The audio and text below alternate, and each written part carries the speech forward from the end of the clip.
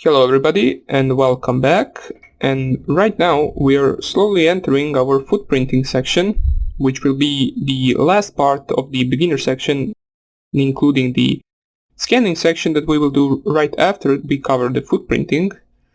Well, before we begin, while our machine is starting up, let us just explain a little bit more what footprinting is. So, first of all, there are two types of footprinting. One is active and one is passive. Now, the active footprinting basically requires some interaction with the target that you're trying to attack, while the passive footprinting is basically just gathering all of the public available information for your target. So, for example, if your target has a Facebook account, a Twitter, or basically any other account or any other source of information from which you can gather some of the valuable stuff you might need. Now, let's say, for example, your target is a company, and as a public information online, you have that company, for example, uses Windows XP on their machines. You can already cut out the Linux exploits and Windows 10 or 7 exploits, and you can basically just focus on writing a Windows XP exploit. Now, we all know that nobody really uses XP anymore because it is vulnerable and it is basically an open box. But that was just an example. There are lots of public information which you can find. Oh, sorry, there was a cut in my recording. So basically what I was going to say is let's go to some of the practical methods with Google hacking. We'll cover Google hacking in this tutorial, so let me just log in, test 1, 2, 3, 4. And as soon as this machine boots up, as soon as my desktop boots up, we will open Firefox and we will run some of the specific commands in the Google search bar in order to find some of the stuff we might need. Now, this is just one of the tools for footprinting that we will cover, and basically the other ones, which will be, for example, Harvester, Nikto, Shodan, and Whois, we will cover in the next lectures. But for now on, let us just open our Firefox. So just click on your Firefox icon, and basically, since it will lead you to your Kali Linux website, you want to navigate to Google, so just type here the google.com. I'm just waiting for my Firefox to open.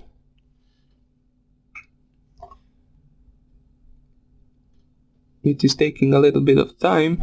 Here we go. It is basically opening right now, so we can just leave here. We can add another tab and go onto google.com.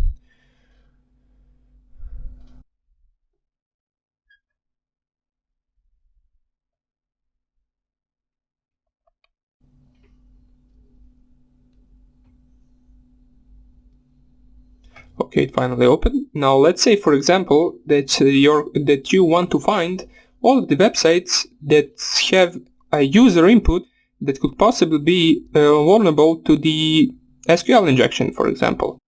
So you just, on Google search bar, you just type here in URL, then the 2 dots, space, then the apostrophe, then index.php question mark, and then id equals. Just find equals on my keyboard. Here we go, and then apostrophe once again. Now what this will do is it will find all the websites that end in the index.php question mark id equals and then some number. Now what does that mean? Well, basically, if we click on any of these, let me just check right here, your connection is not secure. Go back, let's go check another one. I'm not sure why it says that. Well, I have an idea, but here we go. So basically, as you can see right here, this website could possibly be vulnerable to the SQL injection. We can check that easily with the apostrophe, and if we try to log in, Login failed due to incorrect email address, wrong passphrase. So basically this site isn't vulnerable, at least at the first try. But we won't try it anymore since we shouldn't really do that. Basically I just want to show you how to filter out all of the websites that actually have a user input which could be vulnerable to the SQL injection. So basically anywhere where you can type something and then the website page can process it could be vulnerable to the user input, which could be a piece of code that you would trick the server to run for you. So, but more about that in the website hacking section. Now, that was just one of the commands. Let me just go on Google once again. I don't know why I closed it. In order to find the commands you might need, there is a Google hacking database, which basically you just type here in Google hacking database. And you click here on the first link and it will lead us to a website with a bunch of the commands we use in order to find out the things we might need. For example, passwords or PDF files or Excel files or anything. So let's just wait for this to open. Here it is.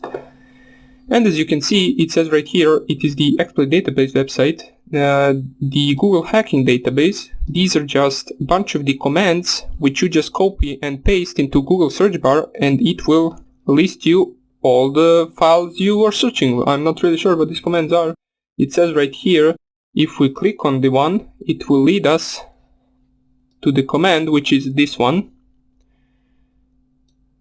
Now, I can only guess what this does, but we can read it. Description: dork for finding login portals were well-known company websites hosted on famous hosting providers such as all of these. Basically, so this command does that. We can try it out if we want to. It's not really that useful for us, but why not? So you just copy the command. You can do it from here or you can just copy it from here. It was the first one, so we will just copy and paste it. And we will see how it works. So here we are. They are all basically account login. As we can see, account login, my account login, my account login. So it filters out all of the websites which have a directory which is /myaccount_login. Now let's see, for example, another one. These are, as you can see, listed with a date. So this one was yesterday.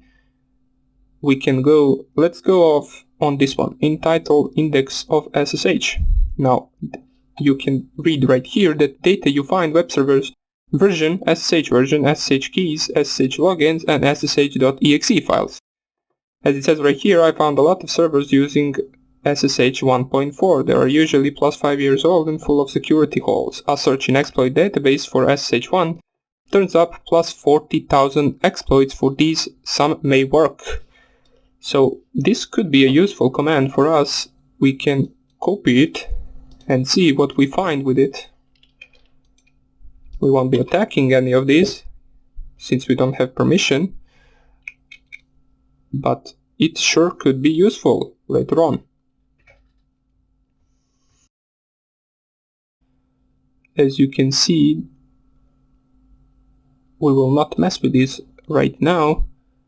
What we want to do is only use these commands, and we will cover hacking of websites later on, but not on these websites, but on the websites that we do own, which we will make in our own virtual environment.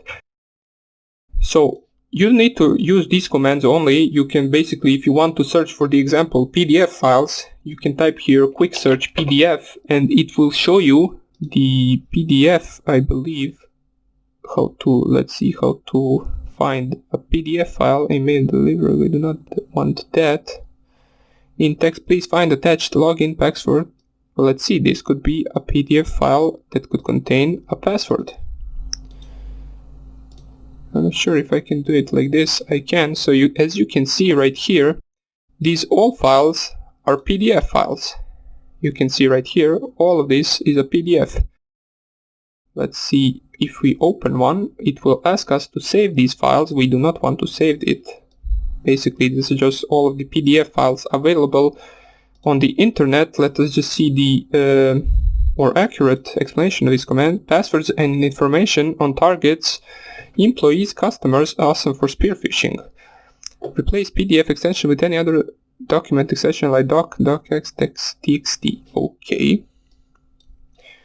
So that was PDF. You can use any of these commands. If you want to know what it does, you just click on the command, and this one really doesn't have any explanation. Let's just check out another one.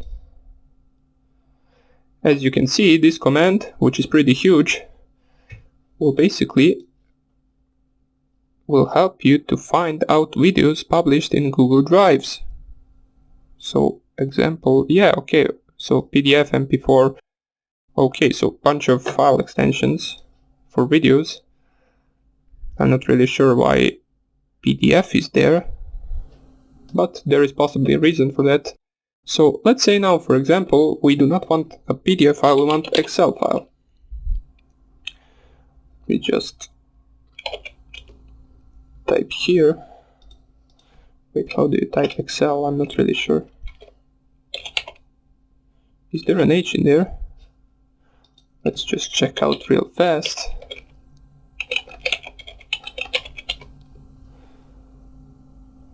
Yeah, it's just Excel, so let's see once again. No matching records found. Show 50, show... Okay, so let me just try it like this. Now we set here on 120 commands, so let me just check this out. .xls I'm finding in order to find an Excel file. But it doesn't really matter, so here we are. There is an XLS file, which is an Excel file. And basically if you click there, we can see what else it will find: a mix of login, portals and passwords. But this is a huge command. We will not use it right now. So that's all I wanted to show you. As you can see, they basically explain for every command what it does, such as, for example, this one or this one, admin dashboard. If we click on it, you can see the explanation, which is basically just a lot of login portals, and it could be useful if you, for example, wanted to find some of the vulnerable sites to the specific attacks, like we showed in the first command, or in the first string that we typed into the Google, which was that index.php $ID equals, which would lead us to all of the websites with user input that could be possibly vulnerable to SQL injection. So that's about it for the Google hacking. Now, if you want to, you can scroll down and check out all of these other commands. They could be useful for you, but we won't be doing that since there are lots of them. And we'll continue footprinting in the next lecture.